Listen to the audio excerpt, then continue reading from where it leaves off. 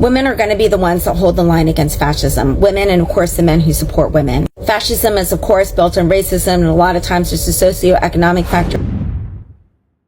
Hi lovelies, welcome back to my channel. If you're new here, my name is Belinda Strana. Thank you so much for all the love and support. To my returning subscribers, to those people that share my videos, leave commentaries, and also educate each and every one of us. You guys are the real I came across this video for you, and I thought to share where pan-colored women are now out to speak out. They are like, okay, they don't understand what is really going on, especially with this project Esther that is going on, and the way at which people have been asked about their reproductive system. Like, as a woman, when you go to these hospitals, you have been asked questions that you have not been asked before. Lovelies, I'm just going to roll the clip as well as some of other stitches I was able to put together. Please leave me your own thought in the comment section of what you think of this video, and please do not forget that we do not support any form of bullying and harassment. We are just here for educational and informative purposes. So lovelies, wanna just share, and let's dive into it.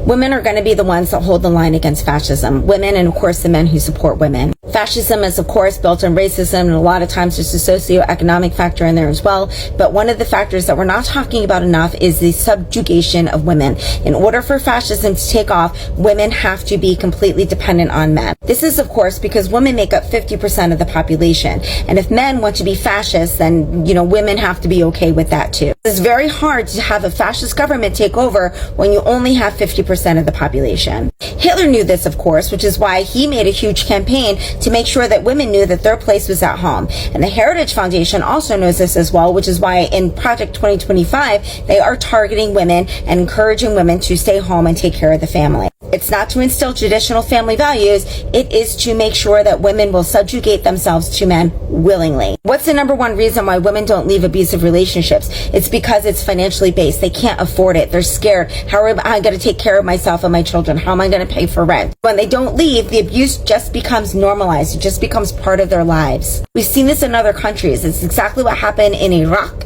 They started pulling girls out of schools. They wouldn't let women go to universities. Therefore, they were unable to get good paying jobs, which made them dependent on men. Saw the same thing in Afghanistan, and look at where Afghanistan is now. And we've seen this in other countries as well. We've seen it in India, we've seen it in Brazil, we've seen it in several African countries. Same thing. Unequal access to education for girls keeps women dependent on men, which keeps men in power and keeps the abuse of women normalized. That's why the women in this administration have to be pick-me bitches. You can't have strong, independent thinking women in this administration. That's going to be a problem for them. That's why the GOP, which, mind you, is a vessel for the Heritage Foundation. They are not loyal to Trump. They are loyal to the Heritage Foundation because Trump is a puppet to the Heritage Foundation. But that is why the GOP just blocked the bill that will allow priests to report pedophiles who confess crimes of pedophilia to them in a curtain. Even though physicians have a duty to do it, priests are not allowed to do it because, again, they need to keep children as property and keep children weak, and they need to keep women in the same position as children. Normalizing abuse by men is how fascist governments stay in power. I see a lot of people's comments on a lot of things saying, it's always the women speaking up, blah, blah, blah. And that is because we have the most to lose. Because women who understand history and women who understand fascism know that the second that we are subjugated, it is game fucking over. And this is not an attack on nuclear families that, it's like, oh, this is what works best for us and I feel safe with my husband and like this is what, whatever.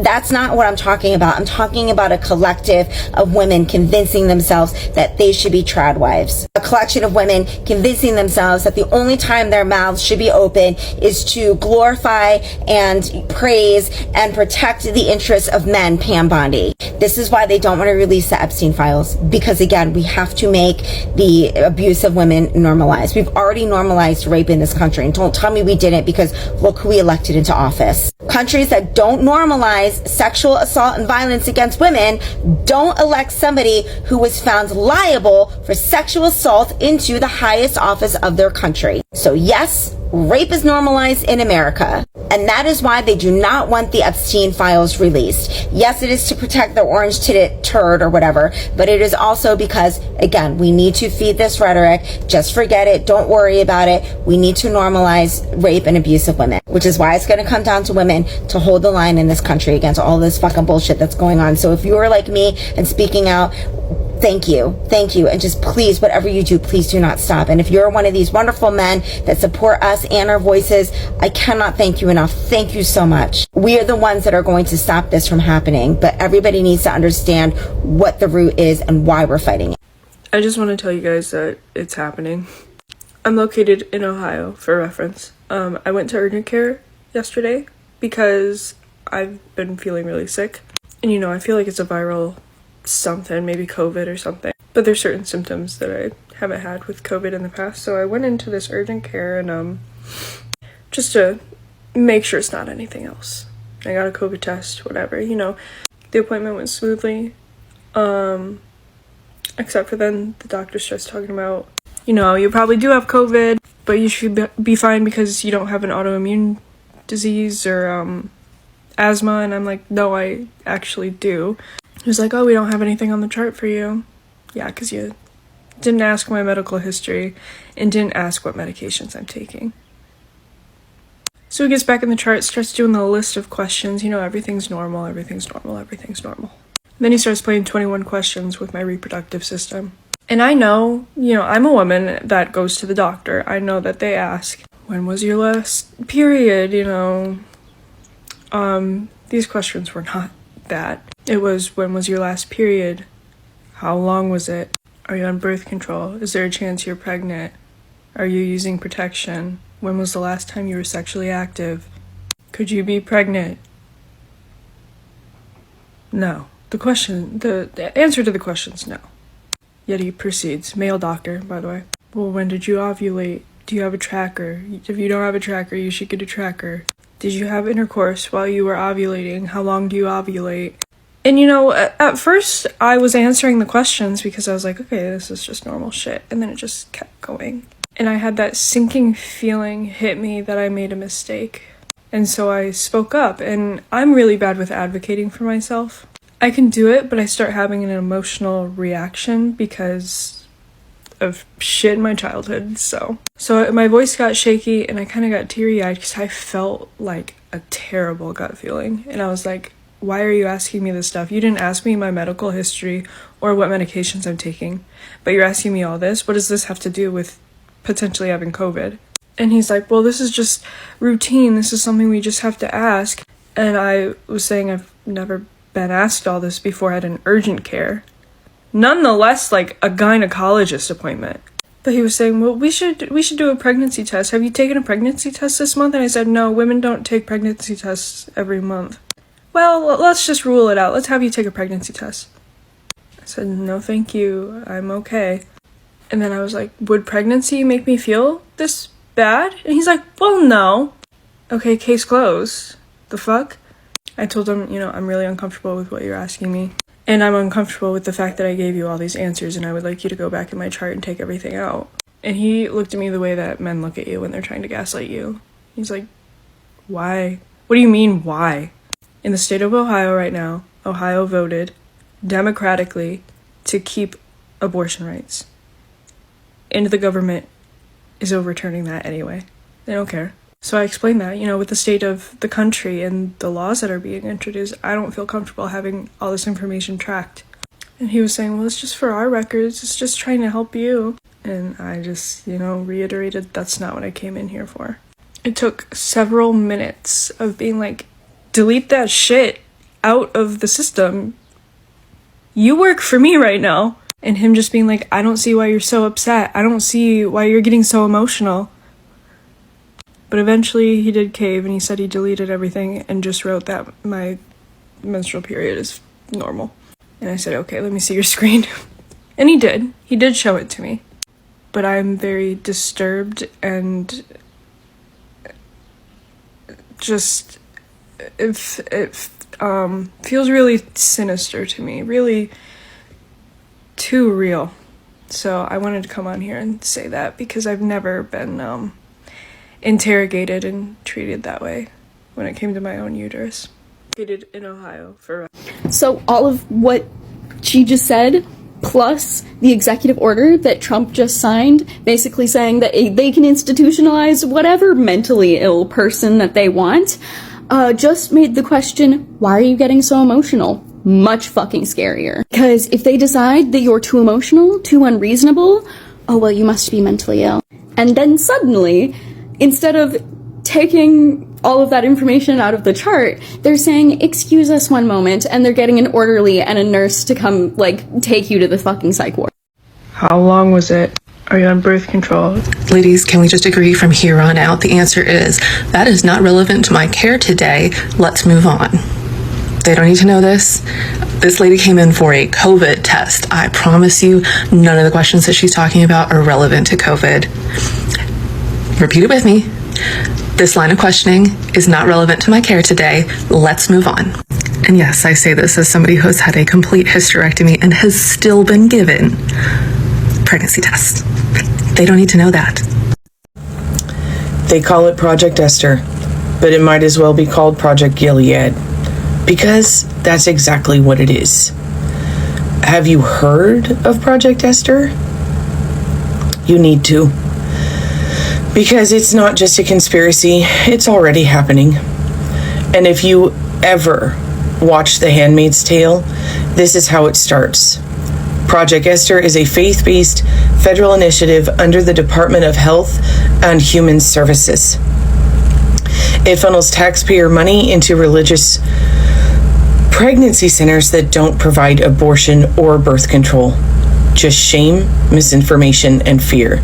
These centers are known for lying to vulnerable women. They pretend to offer care while pushing anti-abortion propaganda and religious guilt. Now, under Project Esther, they're being given government contracts. They are replacing real reproductive health clinics and calling it compassion. This is state-sponsored religion. It's public funding for anti-choice theology. It's targeting single moms, poor women, immigrants, and LGBTQ plus youth, and more. In The Handmaid's Tale, it didn't start with forced birth. It started with religion replacing rights, with women being told what's moral instead of what's medical. That's exactly what's happening here. Real healthcare is being stripped away and replaced with control, and they're using our own tax dollars to do it. This isn't just about abortion, it's about silencing women, rewriting law with religion, and making the poor suffer the most. Project Esther is not compassion, it's a quiet step towards Christian theocracy. And if we don't fight it, we're handing them the script to Gilead. Speak up, vote when it's time. There's no shame in leaving. Sometimes the most powerful resistance happens from higher ground. If you can help others reach it, do. Because if they win this,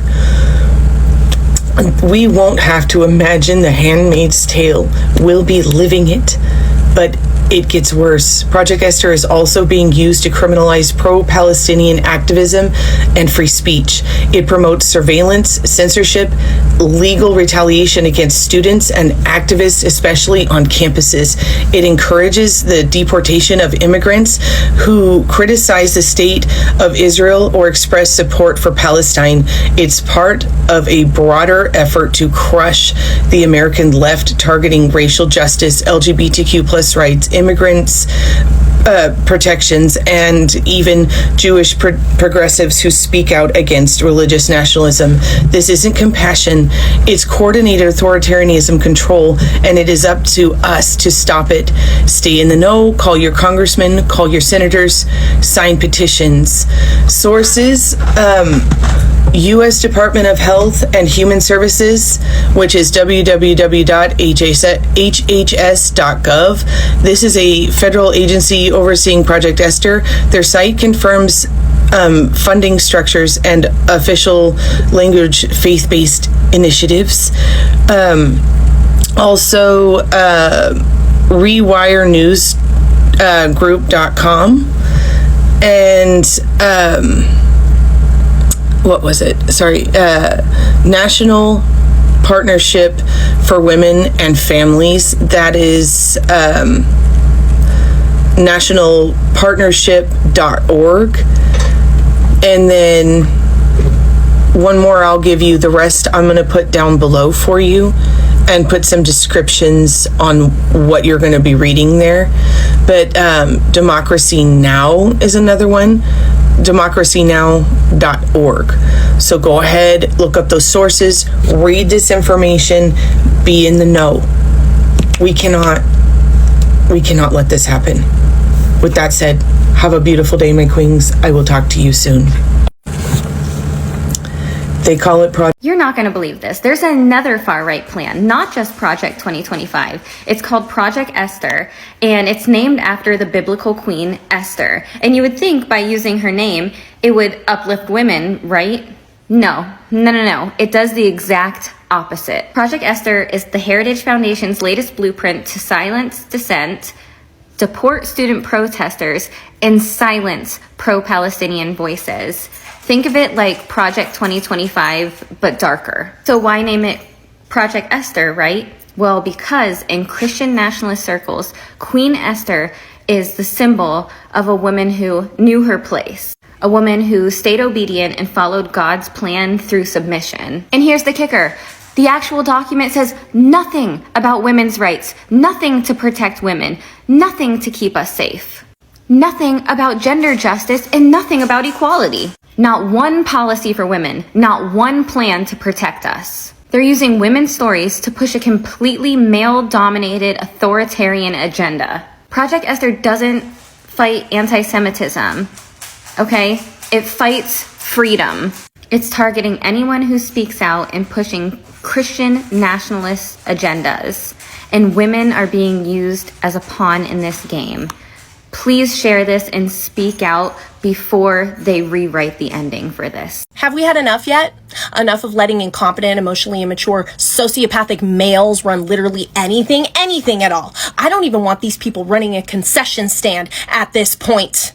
I don't care if they're running a business or a city or a state or a fucking country. All they ever do is lead with their own needs and desires in mind. Fuck the well-being of everyone else. Everyone underneath them gets destroyed in the process. We're about to enter into our third world war in less than 100 years. That's somebody's lifetime. And this time, everybody has nukes.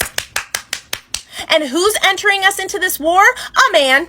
And every other world war that any other country's been involved in has been led by a man. Didn't y'all say Kamala was going to be the one to get us into a World War III situation? Didn't y'all say that Trump was the peace president? How's that working out, right?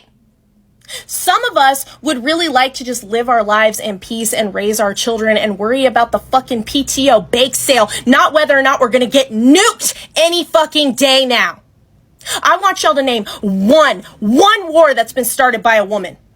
One country that has been led by a woman that has mass inequities, mass crises everywhere. A homeless crisis, a starving children crisis, an education crisis, a femicide. Name one. That's right, you can't. When I saw these stitches, I was like, I like the fact that some pan-colored women are beginning to understand. They are beginning to reason well. They are beginning to see what they have not been seeing before. They are beginning to see what people that looks like me, especially women, have been trying to tell them for a very, very long time. This whole Project Esther 2025 project and all of that actually reminds me of something. It reminds me something that happened, I think, before the election, where black women was all talking about this Project 2025. They were talking about how this present administration, it's all about Project 2025. Do you believe that some people were just debunking that, like they were debunking that claim? And it happens that Orange Man was like, when he got to hear that this Project 2025 was all about the social platform, so many, creators were talking about it, how if they should vote for him, you're actually automatically voting for Project 2025. That's actually a black woman who took it upon herself to keep reading this Project 2025 chapter versus chapter. She was reading it. I got so interested in it, and Sometimes I just follow her lead. She try as much as she can to explain it. But it happens that so many people neglected it. People were like, no, that's not what it is. Orange Man even have to come out to talk about how he never knew what Project 2025 is all about. Like, what are you talking about? That he's not aware of it. He's not aware of what they are talking about. That he didn't sign it. He don't know what is going on. And so many gullible people believed him, especially pan-colored people. They're like, oh, no, that's not what it is.